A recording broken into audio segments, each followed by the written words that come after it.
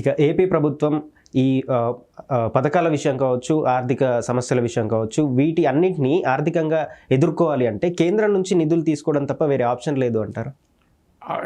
కేంద్రం నుంచి నిధులు ఒక ఆప్షన్. కేంద్రమైన మొత్తం నిధులు ఎందుకు ఇస్తుంది? అదొక ఆప్షన్. రాష్ట్రం తన వనరులను పెంచుకోవాలి, తన ఆర్థిక పొదుపును పాటించాలి, ఆర్థిక సంపదను పెంచుకొని హయ్యర్ ఎకనామిక్ గ్రోత్తో హయ్యర్ రెవెన్యూ తెచ్చుకోవాలి. చంద్రబాబు నాయుడు చెప్పింది సంపద సృష్టించి పంచుతా అని చెప్పాడు. కోర్స్ మేనిఫెస్టోలో కేంద్రం సహకారంతో కూడా అమలు చేస్తామంటున్నారు, కానీ ఎక్కడ కూడా దేశంలో ఒక రాష్ట్ర ప్రభుత్వ పథకాలకు కేంద్రం డబ్బులు ఇవ్వదు. రాష్ట్ర ప్రభుత్వ పథకాలకు రాష్ట్రమే డబ్బులు ఇవ్వాలి. ఒక చోటు ఇస్తే ఇంకో చోటు అడగరా. ఇప్పుడు ఉదాహరణకు చంద్రబాబు నాయుడు ప్రతి మహిళకు 1500 ఇస్తానన్నాడు.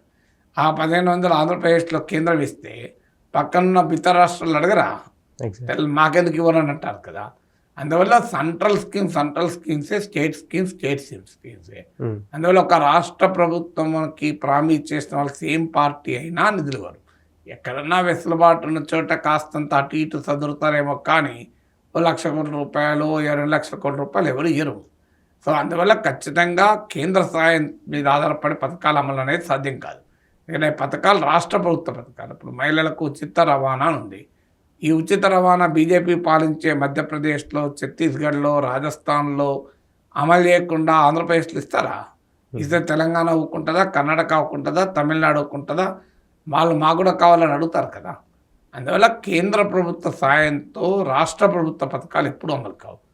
రాష్ట్ర ప్రభుత్వం తన సొంత వనరులను సమీకరించుకొని తన పథకాలు అమలు చేసుకోవాల్సిన అవసరం ఉంటుంది.